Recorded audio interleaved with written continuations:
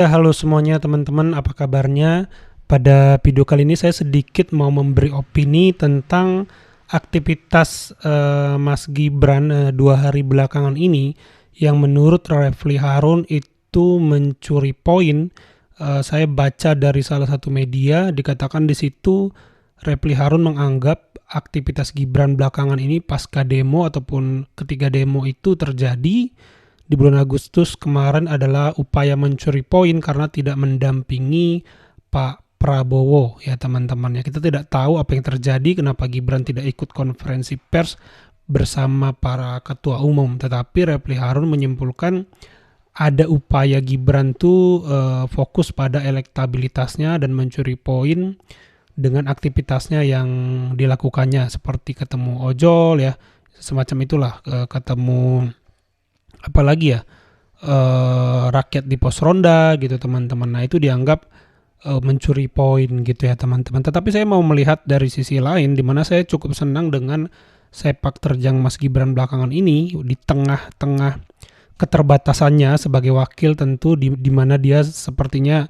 punya tantangan tersendiri karena posisinya yang wakil dan seberapa besar kekuatannya untuk mendorong menteri mengeksekusi temuan-temuan di lapangan ini menjadi pertanyaan tersendiri ya teman-teman. Ini juga kita tidak tahu bagaimana koordinasinya gitu ya teman-teman. Bagaimana, apakah loyal menteri kepada Wapres atau hanya loyal dan taat pada Pak Prabowo, ini tentu menjadi tantangan yang tidak mudah bagi Gibran sendiri ya. Tapi 2 hari kebelakangan ini Mas Gibran tuh ke Batam bertemu dengan para ojol, lalu bertemu juga para masyarakat, lalu melakukan panen lobster ya teman-teman. Dan di sini yang saya senangi adalah Mas Gibran ini kan ditemani Ketua Komisi 4 ya Bu Titik Soeharto di tengah isu ijazah SMA-nya yang digugat dan sudah disidangkan ya, di mana penggugatnya adalah Pak Suban.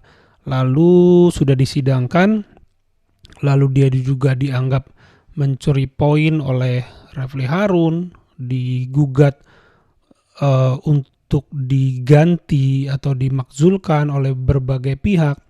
Yang saya suka adalah dia, Mas Gibran, tetap fokus pada pekerjaan-pekerjaan produktif, yang salah satunya adalah ke Batam untuk mendorong bersama dengan Menteri KKP ya teman-teman. Dia dengan juga Bu Titik Soeharto itu mendorong mendorong keberhasilan di Batam, di mana budidaya lobster ini bisa saya catat itu dia mengatakan bisa direplikasi di tempat lain. Artinya bisa direplikasi itu bisa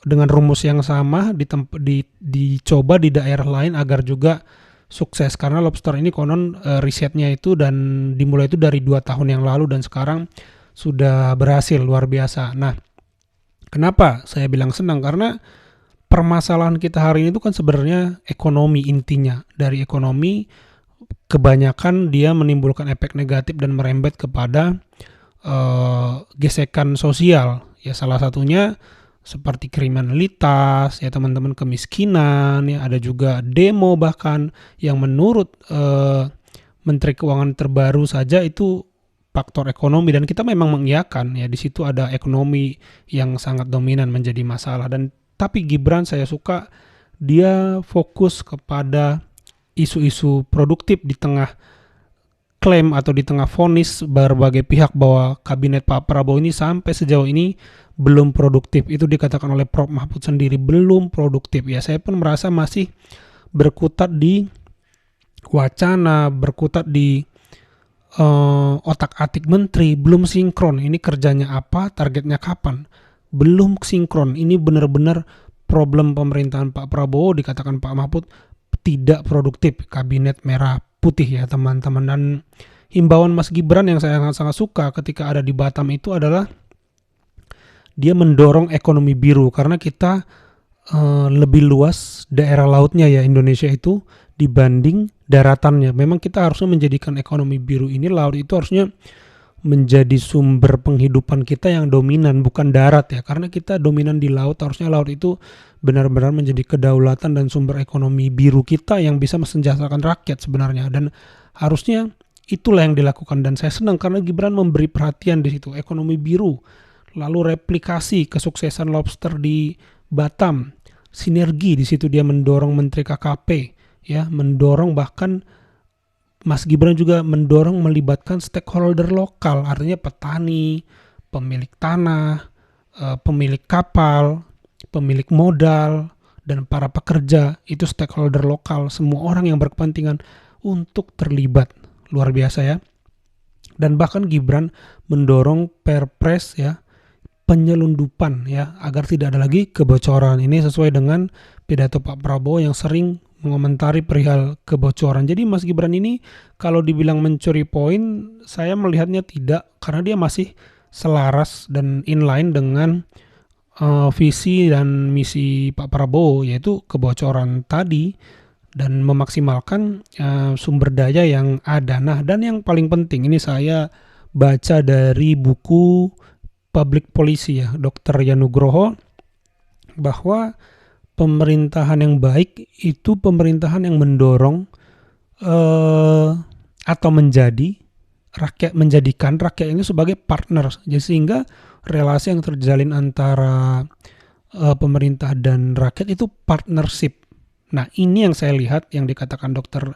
Rian Nugroho juga dalam bukunya mengutip para pakar ekonomi lain, bahwa salah satu unsur sektor publik itu ya dialog tadi, ya interaksi antara pemerintah dan rakyat itu masuk ke dalam sektor publik. Nah, jadi inilah yang dilakukan Gibran yang menurut saya memenuhi unsur bahwa dia pemimpin yang dibutuhkan Indonesia ya teman-teman. Sekali lagi tentu kita tidak mengecilkan peran Pak Prabowo yang mengurusi hal lain, tetapi ya saya mau fokus pada Mas Gibran. Yang saya suka dia fokus pada isu-isu yang produktif. Dia tidak tanggapi masalah ijazah, dia serahkan pada orang lain untuk mengurusnya sebagai bentuk kerendahan hati karena ada rakyat yang komplain.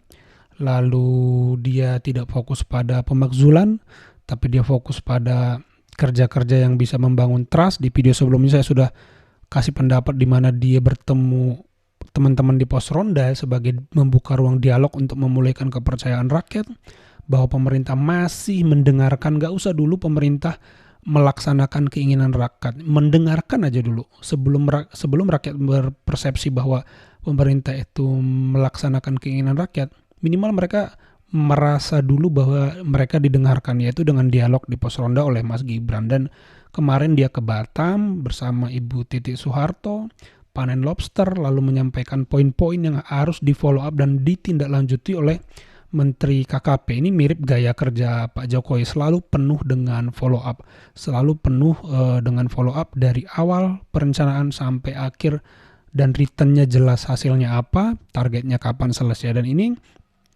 menurut saya sesuatu yang sangat bagus dari penekanan Mas Gibran di tengah hiruk pikuk ketidakproduktifan pemerintahan kita, tapi dia mencoba mendahului. Ya, dia berbicara ekonomi biru yang harus dimaksimalkan, replikasi kesuksesan di satu tempat ke tempat lain, sinergi antara stakeholder lokal dan pemerintah, semua bersinergi. Ya, libatkan anak muda, ini benar sekali, untuk R&D, Research and Development.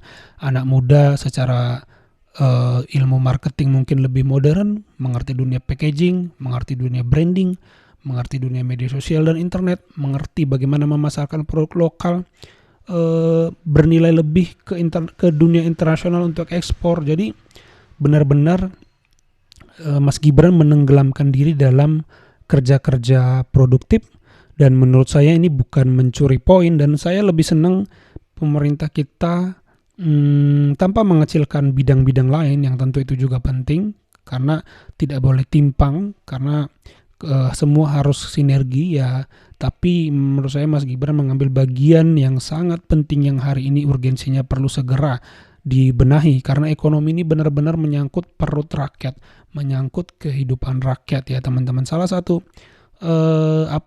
indikator kesejahteraan itu ya pendapatan masyarakat, kan bisa diukur kita negara sukses atau enggak meningkatkan ya salah satunya dari pendapatan rakyat. Dan jangan kasih ikannya tapi kasih pancingnya. Inilah yang coba dilakukan Mas Gibran.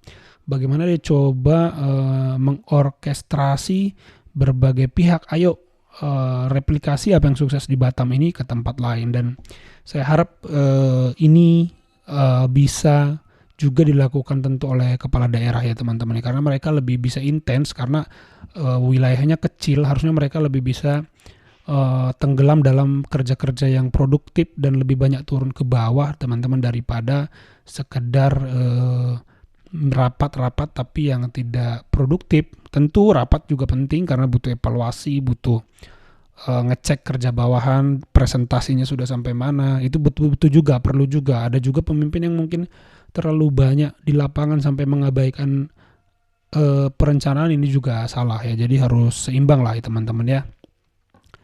Ya itu sedikit opini saya tentang sepak terjang Mas Gibran beberapa hari ini. Kalau menurut teman-teman bagaimana? Coba tambahkan di kolom komentar. Itu saja video kali ini. Terima kasih yang sudah menyimak sampai selesai. Sampai jumpa di video saya selanjutnya.